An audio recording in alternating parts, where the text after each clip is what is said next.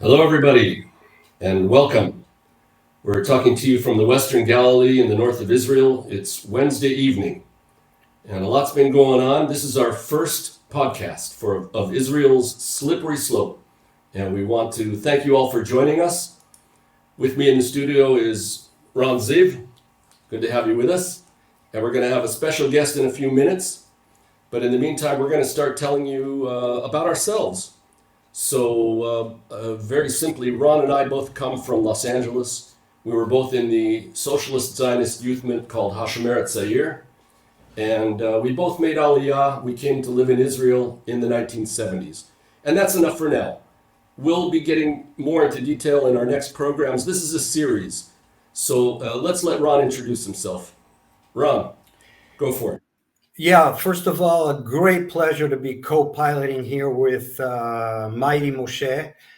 And I just wanted to, again, as Moshe mentioned, made Aliyah in the early 70s, married 3 kids, helped start a new kibbutz overlooking the Dead Sea, returned back to the Western Galilee, and a whole bunch of stuff between that. And we're not going to get into any details. We'll do that later. And let's get on with it. Sure. So I'll also introduce myself a bit. I made Aliyah and I came to live in Israel in 1974. I came after Ron. I'm married and have 5 kids. I also started a young kibbutz in the northern Negev desert of Israel called Kibbutz Kramim, and very proud of that. And in addition to that, after that, my wife and I returned to the Western Galilee, and we'll go into more details about us later, but that's not the point. So how about if both of us right now talk about the podcast itself and what we're going to be doing? You want to start? Sure. First of all, we're speaking in English, as you've noticed, with no Hebrew subtitles. We want to make sure that all of you in the English-speaking world can hear us loud and clear. And we've called this podcast a slippery slope because that is exactly what Israel is going through at the moment. We're sliding into a fascist theocracy at the moment, and we want to ask essentially for your help in making sure that you make sure that your representatives, Congress, senators, whatever they may be, wherever they may be, and in the rest of the world also, your elected officials, to make sure that they make their voices loud and clear. To the Israeli government. Yeah, and it's very interesting that we decided to do this podcast a while back. And since then, things have gone from bad to worse. Chaos, real chaos that is usually accompanying fascism in its various stages. So we're here. We want to make the message loud and clear. And hopefully you'll be following us. We'll give you the current events as they're unfolding here in Israel. And jokingly, I say a lot of times, it's as if, until they knock on the door and they shut us down, because that's what they do. Oh my God! Unfortunately, this is not a laughing matter. This is a very, very serious situation for Israeli democracy, which I also contend will endanger American democracy. We want you to know that our main purpose is to bring you current events and our analysis and commentary on those events to keep you updated. This may be a weekly podcast. It may be one day after another if there are too many and unbelievable occurrences happening in Israel. What we won't be talking about for the next 5 weeks, which is the period we're going to discuss in a couple seconds, we are not going to be talking about the occupation, although if there were a button here in our studio, Ron and I would both press the button to finish the occupation today. We're not going to be talking about all of the faults of Israel, including the racism against Ethiopian Jews, against the Arab Palestinian citizens of Israel. We're not going to be getting into almost anything else except this legislative blitz and the assault on the judiciary, which is intended to castrate the judiciary. And we'll talk about that in just a minute. We're going to have a special guest for you soon, but let me first say thank you to Adar Weinreb for giving us the opportunity to broadcast on his Sulcha channel. And we're going to give you more information about how you should subscribe to the channel to be able to find out when we're broadcasting. You can watch our broadcasts also in the recorded way, in the recorded manner.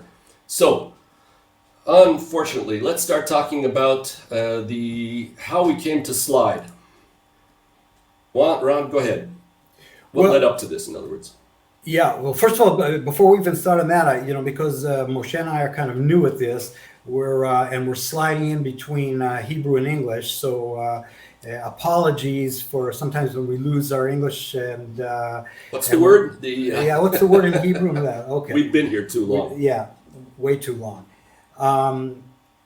What happened is after the election, when the Likud got the ability to form a government, and Benjamin Netanyahu, whose main concern is to make sure that he doesn't go to trial, then what he did is he put together a coalition of fanatics. And those of you who are following the news in Israel can see and hear what is going on now in Israel, which is a catastrophe.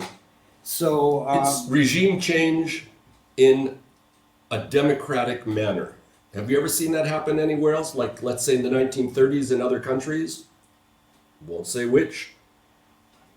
And so under the guise of democracy, we're seeing Israel slipping down that slope into that theocracy, and we're very, very, very anxious about it. So this was one of the first things that happened after they came. Well, let's make it a quick reference to what really happened. The first day of the government, our Minister for National Security, used to be just security, National Security, decided to make a visit to the Temple Mount without being invited.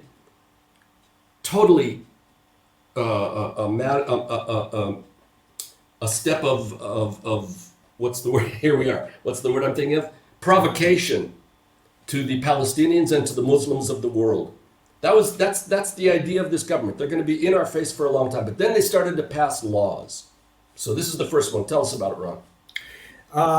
The law that we're speaking about now is first of all, I want to say that the Temple Mount on calm days is a volatile place for the world. Absolutely. Jerusalem, as you know, is the center for major religions, and we have to really make sure that we keep things calm. So what's happened is that they have begun a blitz of legislation in order to make sure, first of all, that Benjamin Netanyahu does not go to trial, and if he does go to trial, to make sure that the judges that are judging him are people that he himself has chosen.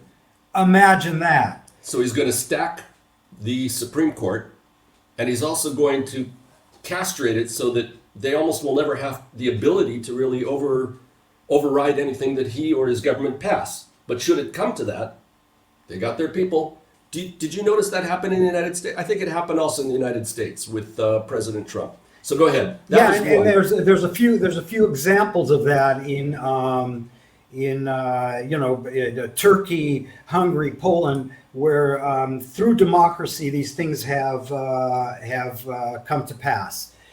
One of the bills that they're passing at the moment, and we'll talk about it in a moment, is this bill of making sure that Aryeh Deri, who is the head of the Shas ultra-religious Orthodox community, make sure that he gets back into court after the Supreme Court told him, no, you are a convicted felon and we are not going to allow you to be in the government, certainly not being close to anything that having to do with money. Yeah. An ex-con being given a position as a minister from the region that he stole from.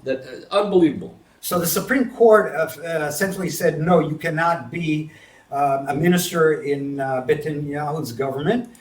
And they essentially decided, well, no, we're going to blow them off, and we're going to decide that we're going to make a special law just for him. Well, what happened was the first day was a shock to all of us. And then, as you see in this picture, about 70,000 people, including Ron and myself, came to protest in Jerusalem to say, no, we're not going to let this kind of thing happen. 70,000 people.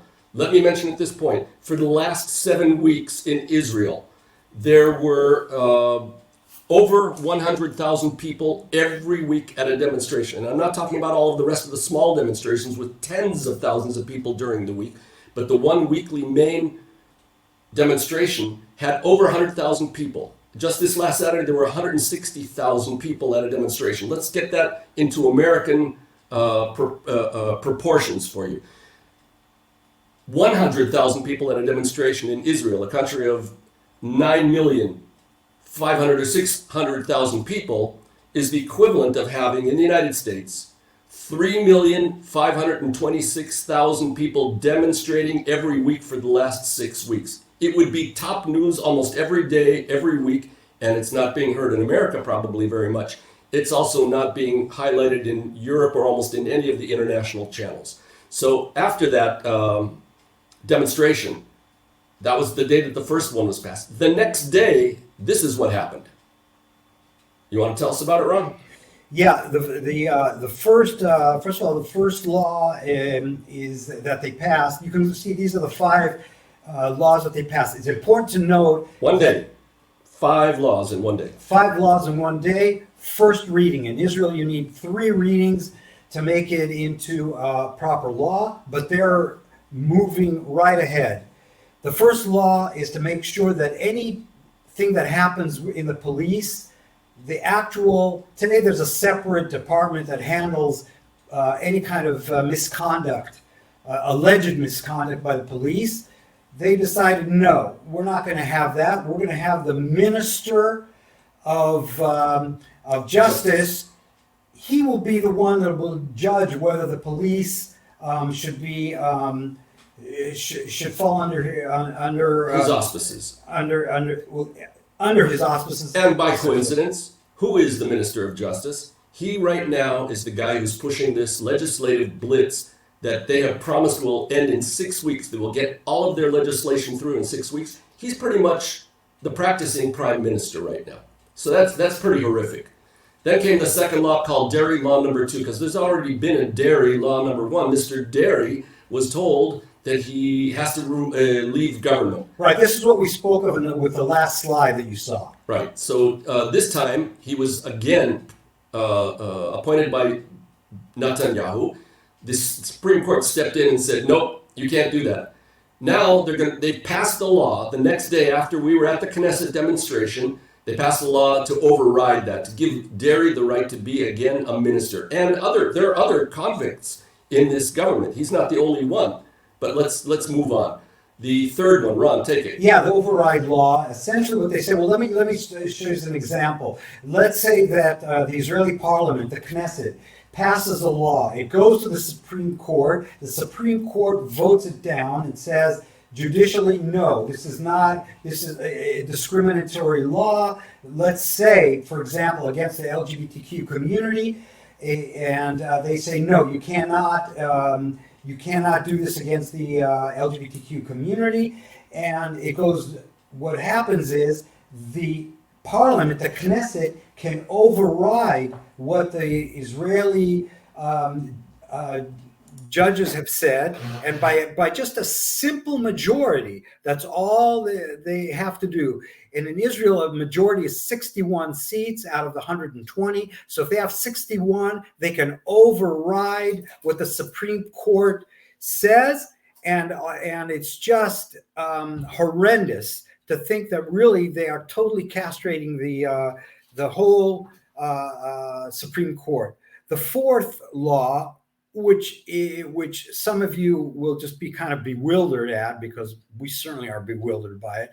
It's called the Not Kosher for Passover law. It essentially means that in hospitals, the hospital administration can decide whether during Passover, you can bring non-kosher food inside of the hospital. Now, Moshe and I, we live in the Western Galilee. The majority of people in the hospital adjoining our communities are non-Jewish people, and essentially the administration can say, okay, we've decided we're not going to go for this kosher rule, and you can really bring in any kind of food into the hospital. The only thing is that the hospitals need very much the support of the Ministry of Health, and have to make sure that they get those funds. So they're actually being sort of blackmailed into this horrendous Passover law. Moshe, Yeah, the fifth law. Right. The fifth law is called the fifth law is in essence expanding the authority of the rabbinical courts to be able to take cases that used to be limited only to the civil courts. So in essence, what we're looking at in the laws 4 and 5, we're looking at a strengthening of the theocracy in Israel. Right. We're turning this into theocracy. There was also a law that was passed to turn the entire Western Wall Plaza into like a synagogue, an Orthodox synagogue. So any of you out there who are not Orthodox Jews would have to now comply with Orthodox dress laws. You wouldn't be allowed to play any musical instrument. Crazy stuff, dress codes, everything. So all of these would be punishable by prison. So let's move on and let's talk about what this whole atmosphere of this really, how should we call it, extremist regime is affecting the public. So for instance, the day that we were in Jerusalem, a cafe owner in Petah Tikva near Tel Aviv closed his cafe to come to the demonstrations in Jerusalem. And when he came back the next morning and opened up the cafe, someone had slipped this page under his front door. The symbol that you're seeing is the Kahana Jewish Defense League logo. And it is a warning in Hebrew saying anybody who closes down their businesses to go to Jerusalem and protest against the government, we won't be buying from him. So this is not just someone standing in front and boycotting. This is somebody who's actually threatening this guy. It's another thing altogether. Now, as if that wasn't bad enough, just yesterday, in a West Bank town called Hawara, following the murder of two Jewish men who passed through the town, young men, brothers. The two brothers were murdered by someone in Hawara or one of the neighboring villages. That evening, as you see in front of you, Jewish terrorists came into the town. Vigilante terrorists. That's correct. And it's Jewish terror. They went and they burned lots, they burned cars, parking lots, they burned homes. And the IDF had to escort people out of their burning homes and take them to safety. We're talking about not these 7 or 10 guys here. We're talking about hundreds of the Hilltop youth and some of the worst elements in Israeli society came in. And here's just to give you another idea of what happened there. There you go. I mean, terrible, terrible stuff. So I think we've talked enough about how horrific it is all getting. And these are all examples of what happens when fascism moves in. The crazies come out of the woodwork and they start really causing havoc. And what they're causing is a breakdown, not only of Israeli society, but some of them actually tried to run over some soldiers the other day. So what we're seeing is something where we're going into mayhem, into a real chaotic situation. So instead of me talking about it, what I'd like to do is I'd like to bring in a guest of ours, special guest, Major General Yair Golan. And let's welcome you into the studio with us. Welcome, Yair. Good evening. Good evening. Good to have you with us. Good noon. Yeah. Or Tough times. Morning, I don't know. Very difficult times. So let's try to get all of us into one screen here. Can we do that? Yeah. There we are. Good job. Okay. Hello. So, Yair was among other things, he was the former assistant to the chief of staff of the IDF, and he was also a member of Knesset. But before that, he actually held a position as the leading officer in the West Bank. Yair, could you tell us a little about what your position was to explain to people how you've got a pretty good idea of what's going on and what was going on throughout the years? And then let's talk about that first. Please introduce yourself a little more in depth. All right. During the years 2005, 2007, including the period of the disengagement, the implementation of the disengagement plan, I commanded Judea and Samaria for more than 2 years. That was a time of terrible terror attacks imposed by the Palestinians. And at the same time, I got a lot of experience confronting Jews, settlers who live in Judea and Samaria, unfortunately. I can tell you that what we see right now is a deterioration, a terrible deterioration in the willingness to obey the law. And what we see in Judea and Samaria 2 days ago, it's a kind of a chaos. And this is totally unacceptable. This is a terrible danger to our ability to live with each other. It's a terrible sign for the future, because in this case, hundreds of people managed to penetrate the village of Hawara and cause a terrible destruction. It was a kind of a Jewish pogrom, and I don't have to say much. You know, according to our history and our culture, what is for us to see such an event, Jews impose a pogrom on Arabs.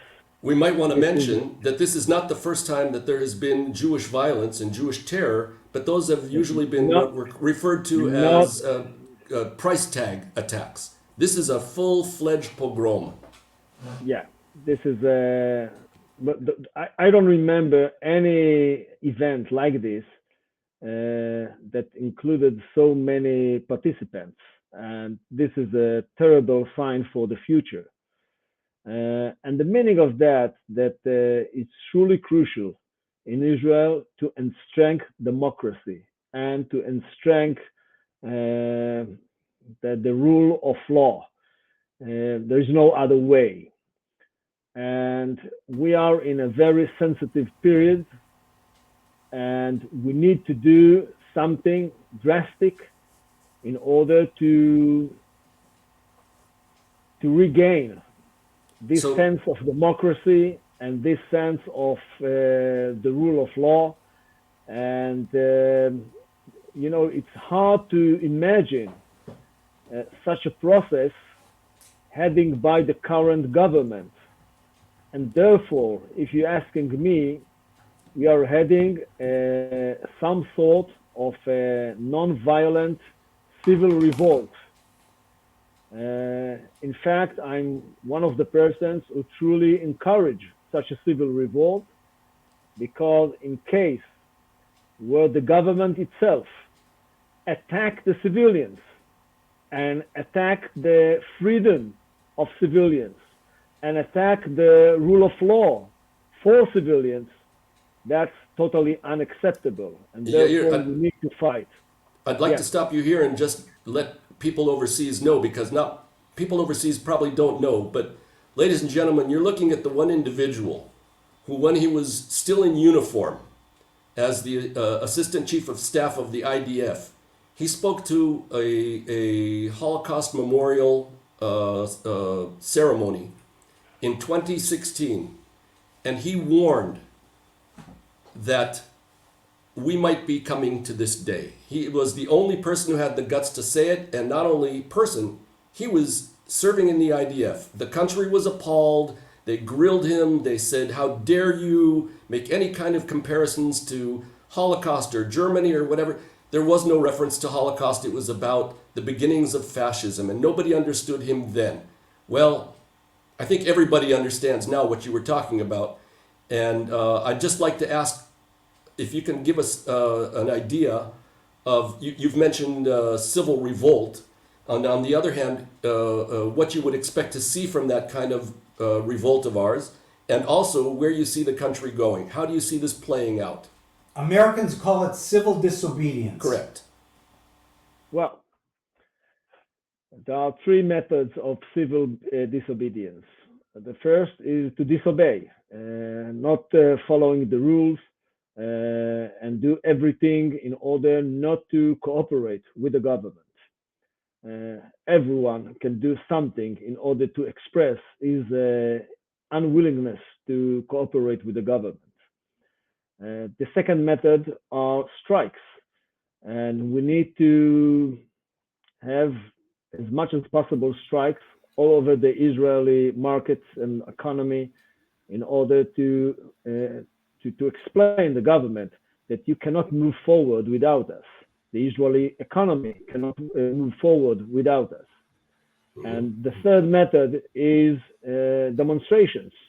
And we need to demonstrate every day from sunrise to sunset, Yair, over and over and over again.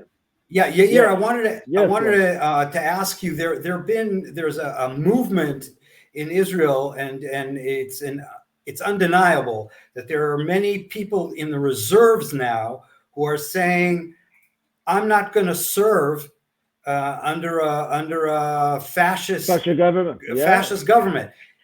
You being a soldier most of your life with this incredible amount of experience, how do you see that?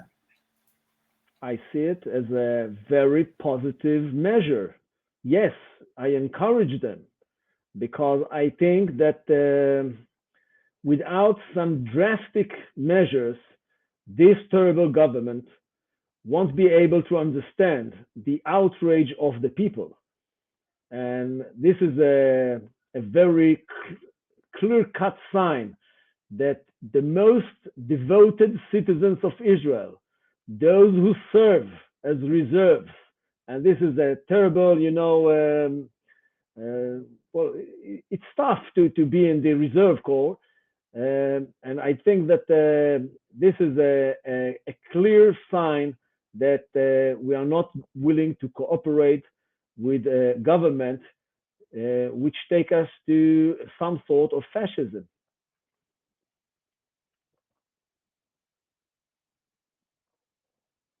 Ladies, gentlemen, Where right now? where are we going? Where's this going to lead to?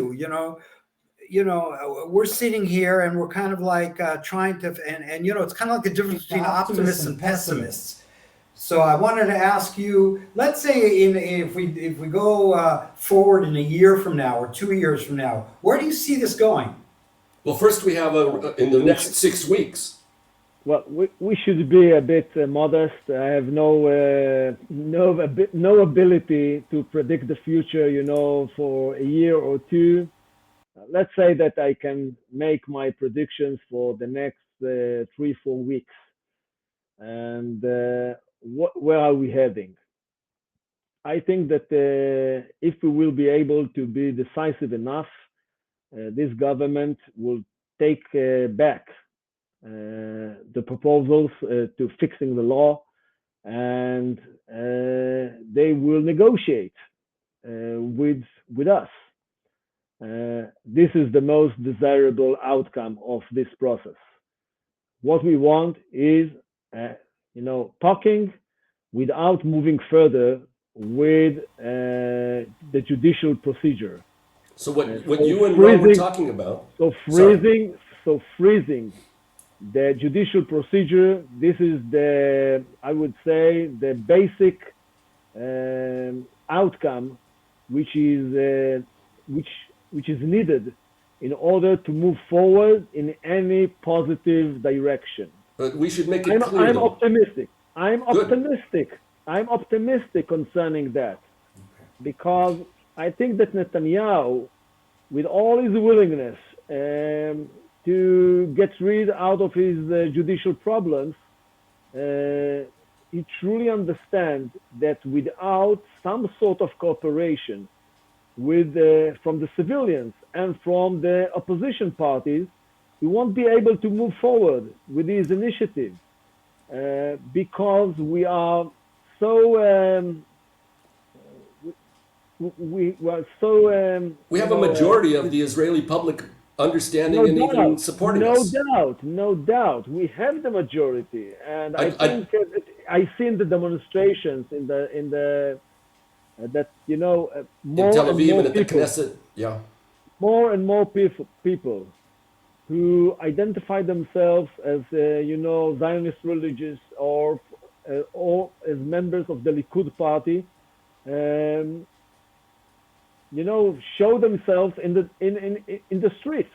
I'd like And to make two things clear. This is fantastic, and this is fantastic. Yeah, I'd like to Yeah. make two things clear that possibly our viewers aren't aware of.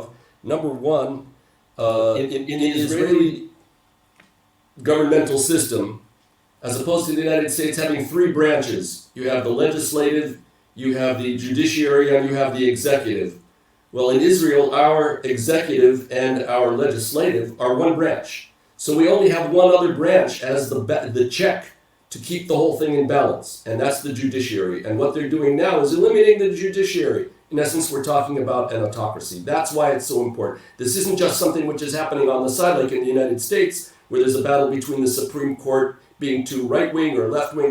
This is getting rid of the last check in the balances. The other thing I wanted to make sure you can talk about, and you and Ron were speaking about this a minute ago, the people who are supporting us are lists of hundreds of combatant officers, pilots, members of the security systems and the security apparatus of the country. The highest echelons. Why do you think that's happening? And can you give us maybe a couple more examples? Well, I would like to explain also why it's happening. What is the interest of Benjamin Netanyahu? It's 100% clear. He wants to get rid out of his judicial problems. But he got a total support from the ultra-Orthodox. Why? Because they want to expand their autonomy. They want to get more and more money in order to close the high fences around their society.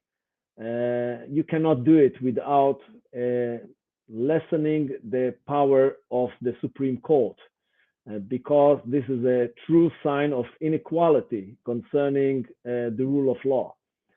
And the third and the most decisive force behind this judicial initiative, the judicial revolution, are the extreme religious Zionist parties. I don't consider themselves as Zionists, but that's the way they call themselves.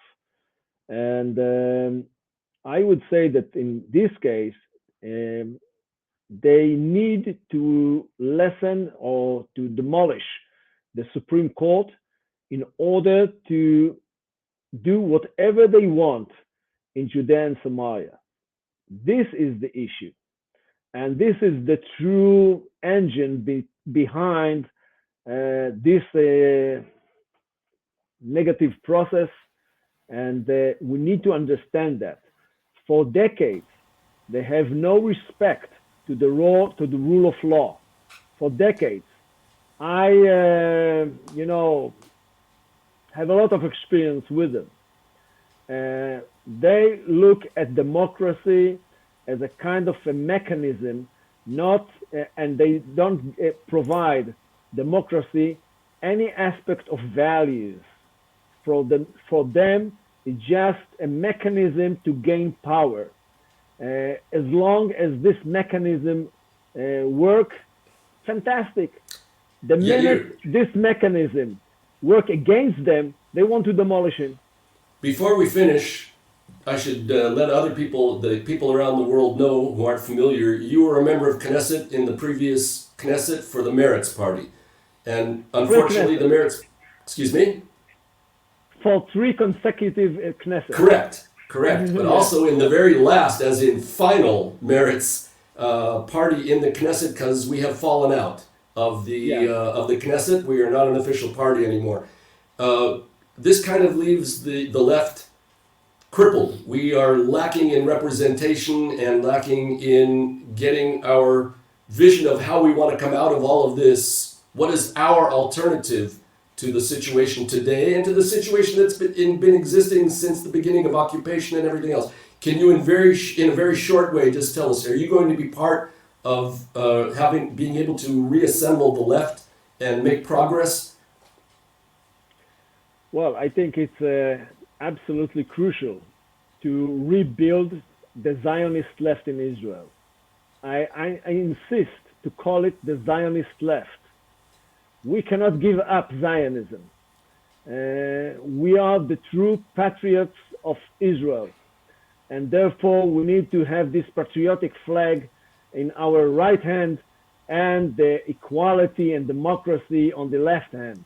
Let me cool some of our viewers down, because when you said Zionist, a bunch of them had what we call a knee-jerk reaction, said, oh, Zionists. No. I don't want to have it. When you say Zionism, I know what you're talking about. We should let them know that our Zionism has nothing to do with occupation. It has nothing to do with theocracy. It has nothing to do with a dictatorship. Our Zionism is something, there are many flavors of Zionism. In fact, we hold the true meaning and the fundamental meaning of Zionism. You can read Theodor Herzl, Alt Neuland, he depicts in his book, this small book, the vision of Zionism for Israel. And I can assure you, this vision is about this utopia, is about a free, democratic, liberal state that treats its minorities in the most respectful manner, a state that works, hard in order to be a true partner in the region, and at the same time knows how to defend itself against certain enemies. Excellent. And I think what I try to bring to the Zionist left tomorrow morning is a kind of practical approach. We don't need any more, nice slogans. We need to be real action and organization.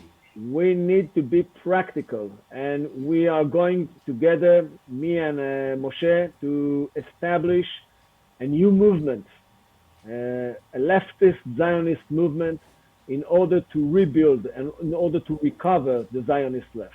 So I suggest that we first, at this point, thank you very much for your time. You're one of Israel's most busiest people, and everybody wants to hear from you.